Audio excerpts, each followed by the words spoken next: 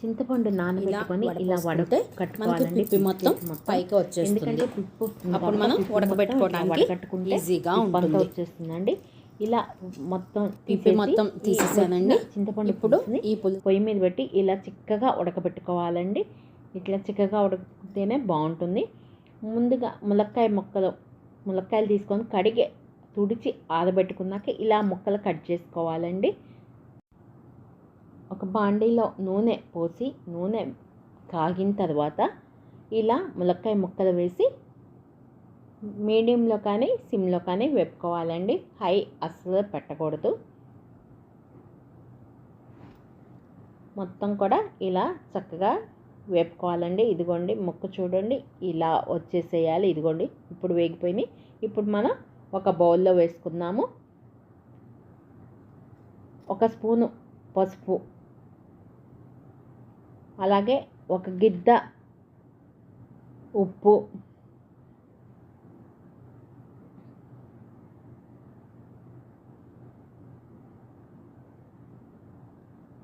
గిద్దన్నర కారం వేసుకోవాలండి.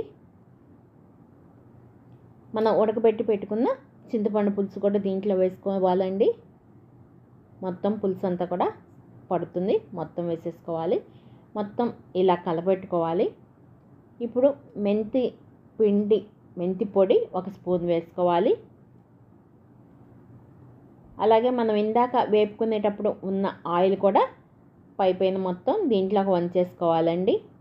ఉప్పు కారం అంతా కూడా ముక్కలకు పట్టేలాగా కలుపుకున్న తర్వాత వెల్లుల్లి రెబ్బలు తీసి వేసుకోవాలండి. పైన తొక్కు తీసిన వెల్లుల్లి రెబ్బలు వేసుకోవాలి.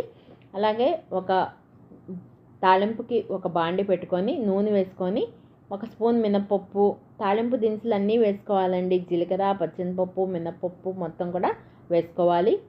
అలాగే ఇంగువ కూడా వేసుకోవాలండి. ఇష్టం లేని వాళ్ళు ఇంగువ మానేసేయచ్చు. ఇదిగోండి మొత్తం తాలింపు అంతా కూడా వేగిన తర్వాత మనకి ఈ పచ్చడి మనం కలుపుకున్న దాని మీద వేసేసుకోవటమేను.